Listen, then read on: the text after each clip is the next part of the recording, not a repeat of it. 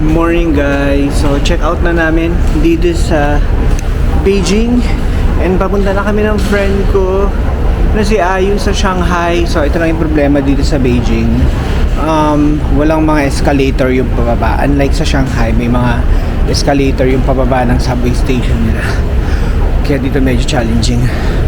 Okay, so papunta na kami ng airport today. Wow! Ayun o, dahil sa unang-unang station kami nakasakay, marami pang upuan and nakaupo kami. Ito na nga nila dito, airport train. They call it Capital Airport Express. Guys, medyo na-stress ako kanina nung mag-check-in ako. Kasi binook ko yung flight sa trip.com. And then, ang sabi nung nasa check-in counter is wala daw kasamang baggage yung binook ko. Pero, meron naman. So, ang ginawa niya, pinaghintay niya muna ako. Tapos, meron siyang tinawagan to confirm. And eventually, meron akong 20 kilograms naman talaga. So, ayun. Medyo kinabahan lang ako ng konti. And then, dito napaka-strict ng ano nila, ng security. Lahat pinalabas, pati yung cables, charger, yung mga ganyan. Oh guys, flying with Hainan Airlines. So, ang sabi ay 17 degrees to 7 degrees. So, medyo mainit sa Shanghai. Okay, so dito na kami sa loob ng Hainan Airlines, pero hindi kami dito uupo, doon sa economy. Okay guys, let's review Hainan Airlines. Yung seat niya medyo malapad ng konti, komportable. Yung leg room, medyo may space pa. Tapos malawak din yung lagay ng gamit sa ilalim ng upuan. Yan. Diba? Okay na rin. So nabook ko to sa trip.com, around 5,600 pesos. Guys, may pa food si Hainan Airlines. Akala ko wala. Noodles ang kinuha ko. Okay, so may noodles. Hopefully, hindi siya maanghang. Banana, yogurt, merong soft hard cake, tsaka chili paste and water. Okay. Okay, so andito na kami sa Shanghai and apparently mainit dito sa Shanghai. It's 18 degrees. Bakit ganon? I miss Beijing weather.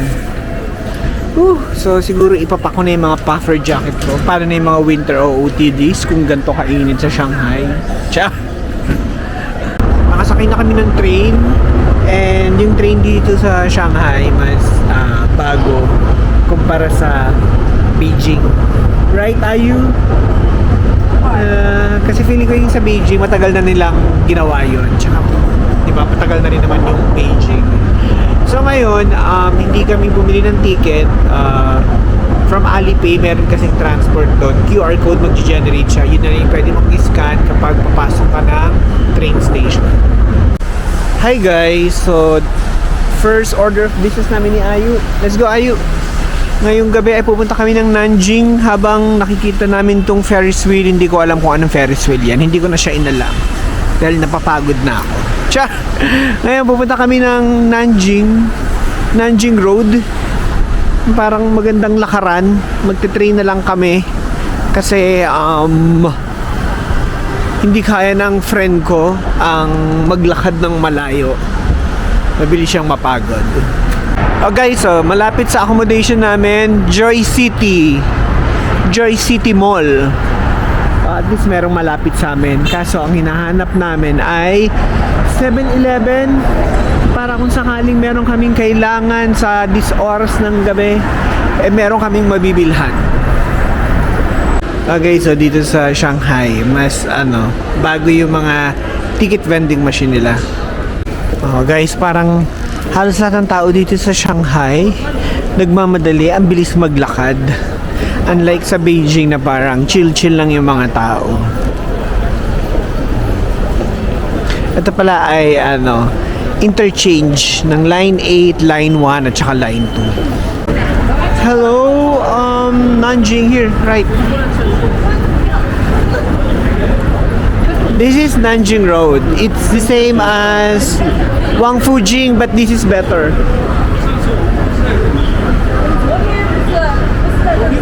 Ayun. See? Guys, so andito na uli ako kay Nanjing Road. I miss Nanjing Road so much. Okay, so parang Shibuya Crossing. Cha! Dito sa Nanjing Road, Nanjing Street, o Nanjing Pedestrian, kung ano man ang tawag dito. All I want is something to love from you, baby. Malapit na ako sa The Bund. So from here kita na yung the Oriental Pearl Tower. Nag-iiba-iba siya ng kulay. Kanina blue, ngayon ay purple siya. Okay, so mga bangko dito sa China, ito yung mga building nila parang European at saka mailaw.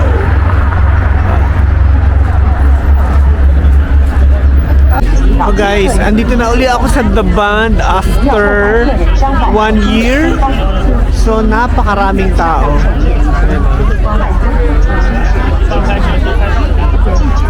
Okay, so ito ang in-order ko, braised beef, rice noodles at saka scallion pancake.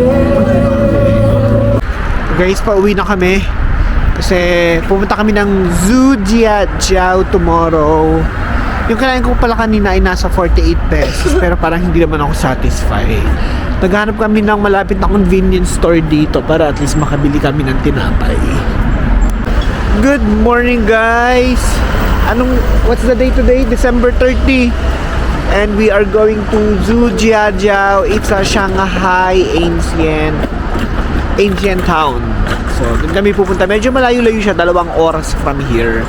So okay lang yun because after that, let's go to 1,000 trees, and then after the 1,000 trees, let's go to Luziajiao, they call this the escalator, the famous one. And then actually, we could go up in a tower for free. I forgot, it's in TikTok. Let's search later. Basta ganun guys, medyo full pa kami ngayon. Sulitin na namin ang aming first full day dito sa Shanghai. And kakain muna kami ng breakfast, yung burger na worth 13 yuan lang. Marami na siya. Ito mga electric bike ko. Yan. Mga yan, hindi yan sumusunod sa traffic light. Basta go lang sila ng go. Hanggat walang mababangga sa kanila, go lang sila ng go. Ganyan dito sa Shanghai. Okay, dito kami kakain. W chicken yata ito ang nakalagay. Tapos ayan 13 lang siya. 21, 20, 25. Guys, ang pangalan pala nito is Wallace Burger and Chicken. Guys, masakay na kami ng train. Almost 2 hours ang biyahe namin. So medyo matagal-tagal. Baka makatulog kami nito. Pero ano siya, tatlong lines ang sasakyan namin. Line 8, line 2, and then line 17.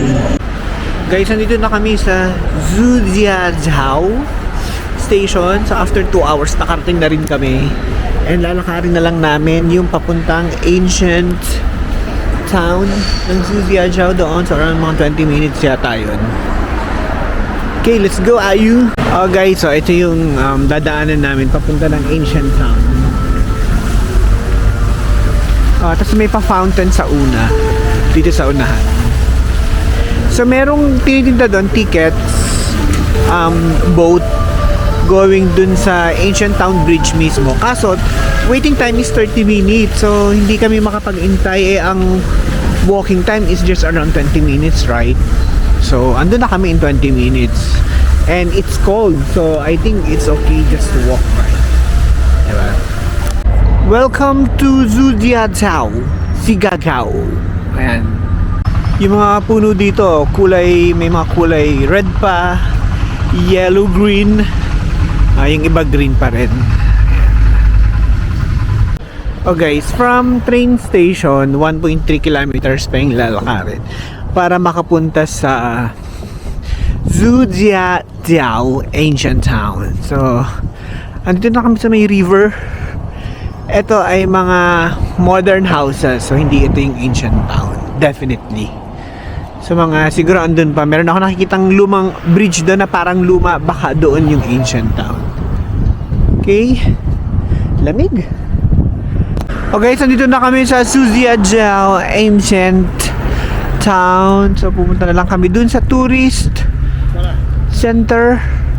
baka sakaling may mga ticket na kailangan bilhin. Okay, so dito na kami sa Ancient Town. So ang ganda dito, oh. Meron siyang river, tapos dito may mga upuan din sa tabi-tabi. Ayan, oh.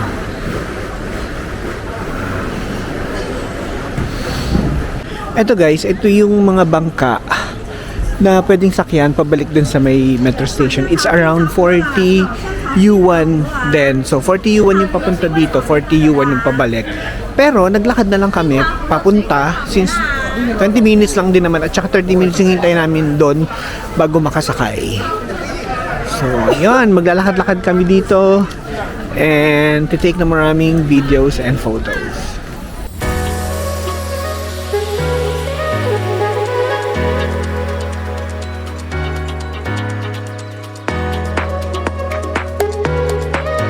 Okay, so may mga nakahaan po doon. Photo shoot. O, diba? Later, we'll hand po. Ayan. So, mahaba pa to. Masarap maglakad-lakad. Pwedeng tumambay. Tapos may mga kainan din. Ano yan? Shrimp? Are you hungry? Are you? Maybe later we'll eat. Okay, so ano to mga to? Small wonton, only 10. You wanna eat? You want? Yeah, it's okay if it's just wonton. Yeah, it's very cheap, right? Let's eat, ayo. Okay, so mura lang pala dito kahit na tourist area, hindi siya ganoon kamahal, oh. Small wonton. You want fried dumplings? Oh, meron daw kami kakain. Sabi ng aking madam, pagbalik na lang namin. So let's eat later. Hi, doggy. Sujia Chow dog. Ancient dog.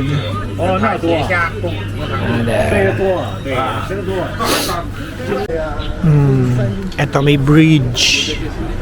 Kasi may mga tao pa so hindi kami makapwesto. At tapos may mga nagdila dito nougat. Ito nougats, mga sweets. Tapos ito, dumpling. Okay, so kumuha sila ng pearl. May pearl nandun sa loob.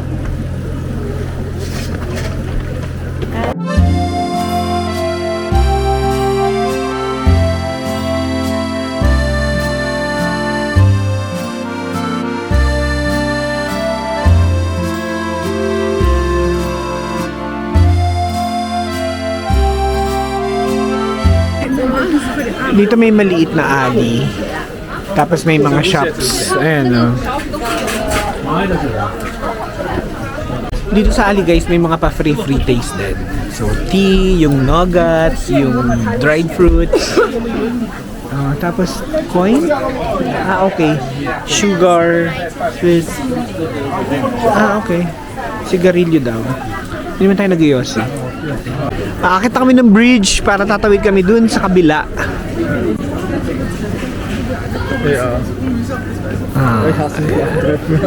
Ayan guys, so ito yung view niya from here.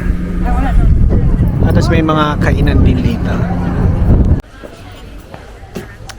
Oh guys, naliligaw na kami. Hindi namin alam kung saan kami, paano kami babalik dun sa kanina. Pero ito, nag-search na lang kami going to the subway station.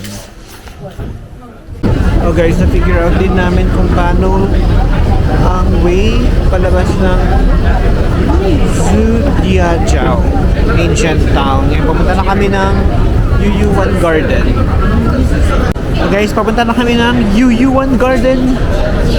So, ginabi na kami dito dahil nagganda, ligaw-ligaw kami sa Zhujiajiao Ancient Town. So, yun. Kaya sakit na rin ang paa ko. Okay, andito na kami sa Yuyuan Garden. So, it's nice to be back dito sa Yuyuan. It's been a year since nung nagpunta ako dito. So, wala naman siyang pinagbago. Ayan, ganun pa rin siya. Diba? Antingkad pa rin ang pagka-red niya. Ganda. Okay. Yuyuan Garden at night. Daming tao.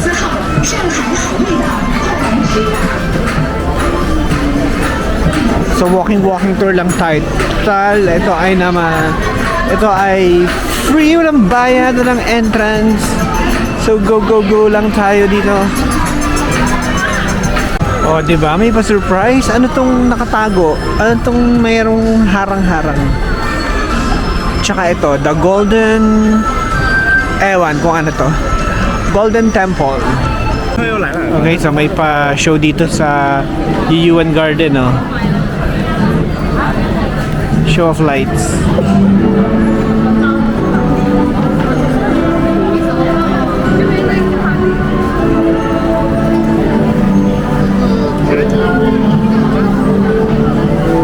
Okay guys, so nag 7-Eleven na lang kami ni Ayu dahil gusto namin ng noodles. So social ni 7-Eleven, no? Ganito yung kanilang eco bag pero may bayad siya. 1 yuan. Okay, let's go here, Ayu.